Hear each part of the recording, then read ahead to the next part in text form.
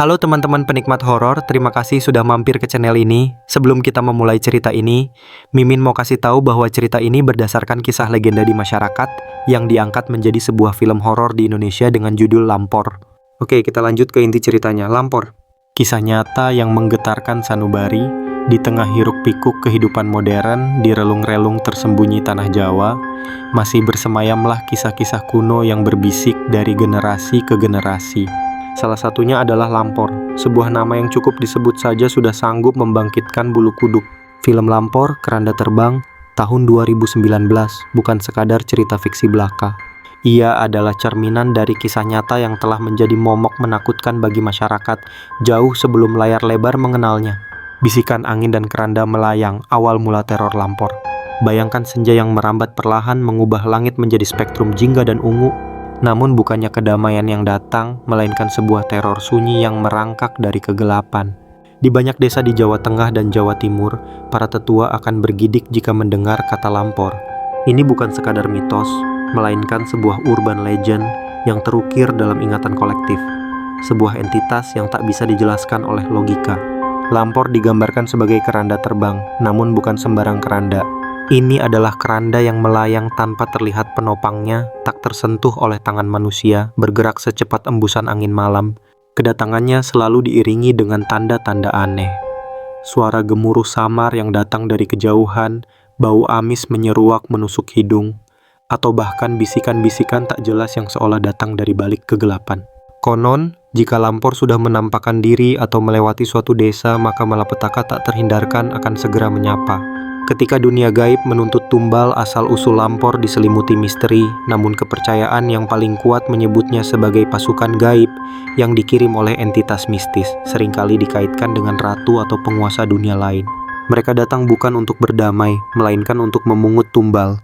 Jika Lampor sudah bergentayangan di atas sebuah rumah, dipercaya bahwa salah satu anggota keluarga di dalamnya akan jatuh sakit secara misterius, tubuhnya melemah, dan akhirnya menemui ajalnya tanpa sebab medis yang jelas. Kematian-kematian mendadak ini seringkali menjadi bukti nyata bagi penduduk bahwa Lampor telah melakukan tugasnya. Rasa takut terhadap Lampor begitu kuat sehingga memicu berbagai ritual dan upaya perlindungan. Pintu-pintu dikunci rapat, jendela-jendela ditutup rapat, dan doa-doa dilafalkan di setiap sudut rumah. Masyarakat percaya bahwa garam dan bawang putih bisa menjadi penangkal, ditebar di ambang pintu sebagai batas suci yang tak bisa dilewati kekuatan jahat. Setiap suara aneh di malam hari, setiap bayangan yang melintas akan memicu kepanikan dan pertanyaan, apakah itu Lampor? Dari legenda menjadi realitas sinema, Lampor. Keranda terbang film Lampor. Keranda terbang dengan cerdik dan berani mengangkat kisah nyata ini ke layar lebar. Meskipun ada sentuhan fiksi untuk membangun narasi yang dramatis, inti dari legenda Lampor tetap dipertahankan dengan apik. Sutradara Guntur Soeharjanto dan penulis skenario Hussein M. Atmojo tidak hanya membuat film horor, melainkan seolah-olah menjadi jembatan antara dunia nyata dan dunia gaib, membawa penonton langsung ke dalam ketakutan yang telah lama bersemayam di hati masyarakat. Keluarga yang kembali ke kampung halaman dan tanpa sengaja terseret dalam pusaran teror Lampor, wabah penyakit misterius yang merenggut nyawa, serta upaya putus asa warga untuk melawan kekuatan tak kasat mata, semua itu adalah gambaran langsung dari bagaimana masyarakat menghadapi Lampor dalam kehidupan nyata. Film ini berhasil menangkap esensi kengerian yang mendalam, bukan hanya karena jump scare, tetapi karena ia menyentuh tali ketakutan yang paling purba.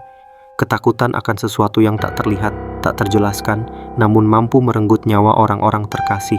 Jadi ketika kamu menonton Lampor, ketahuilah bahwa di balik setiap adegan mencekam, di balik setiap penampakan keranda yang melayang, ada kisah nyata yang telah diwariskan turun-temurun, sebuah peringatan akan keberadaan kekuatan lain yang tak kasat mata di sekeliling kita.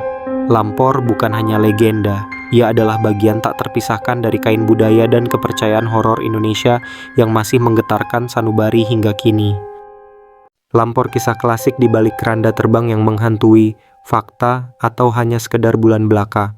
Di jantung Pulau Jawa, tempat tradisi berpadu dengan mistis, ada sebuah nama yang dibisikkan dalam ketakutan, Lampor. Lebih dari sekadar cerita pengantar tidur, Lampor adalah kisah nyata yang telah mengakar kuat dalam kepercayaan masyarakat, sebuah teror yang diwujudkan dalam bentuk keranda terbang. Bayangkan suasana malam yang pekat di desa-desa pelosok Jawa. Angin berembus pelan, membawa serta keheningan yang mencekam. Tiba-tiba suara gemuruh samar terdengar dari kejauhan, mirip deru rombongan besar yang tak terlihat. Kemudian aroma aneh mulai tercium, bukan bau bunga malam, melainkan bau anyir dan amis yang menusuk hidung, seolah darah segar menguar di udara. Inilah tanda-tanda awal kedatangan lampor. Masyarakat percaya lampor adalah pasukan gaib yang dikirim oleh entitas dunia lain, seringkali dikaitkan dengan Nyi Roro Kidul atau penguasa alam gaib lainnya, untuk mengambil tumbal. Mereka berwujud keranda terbang yang melayang di ketinggian, tak terlihat secara jelas, namun kehadirannya bisa dirasakan melalui suara, bau, dan hawa dingin yang tiba-tiba menyergap. Jika lampor sudah bergentayangan di atas sebuah desa atau bahkan melewati rumah, itu berarti malapetaka akan segera datang. Kisah dari Pak Slamet, Magelang. Saya masih ingat betul waktu kecil, sekitar tahun 70-an, cerita Pak Slamet, seorang sesepuh di Magelang, Jawa Tengah, dengan nada bergetar. Waktu itu, tiba-tiba saja banyak warga yang sakit panas tinggi, batuk-batuk parah, dan meninggal mendadak. Bukan cuma 1-2, tapi hampir tiap hari ada yang meninggal. Dokter desa sampai bingung. Malam-malam, saya dan Bapak pernah dengar suara gelegar-gelegor dari atas rumah. Seperti ada rombongan besar lewat, tapi tidak ada apa-apa di langit. Lalu ada bau pesing dan amis sekali. Orang-orang tua bilang itu lampor lewat. Besoknya kakek saya panas tinggi dan 3 hari kemudian meninggal. Tumbal yang dipungut ketika wabah maut menyapa. Ketakutan akan lampor bukan hanya isapan jempol belaka. Masyarakat meyakini bahwa lampor membawa wabah penyakit misterius yang sulit dijelaskan secara medis.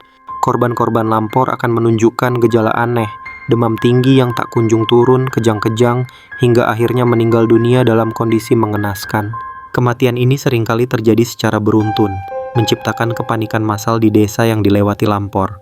Kisah Ibu Parinem, Blitar. Dulu, pas saya masih gadis, sekitar tahun 80-an, kenang Ibu Parinem dari Blitar, Jawa Timur, sambil menatap jauh. Desa kami pernah kena giliran lampor. Awalnya cuma tetangga sebelah yang anaknya sakit mendadak terus meninggal. Lalu menyusul lagi kakeknya, lalu bibinya. Dalam seminggu, sudah ada 5 orang yang meninggal, semuanya dengan gejala yang hampir sama.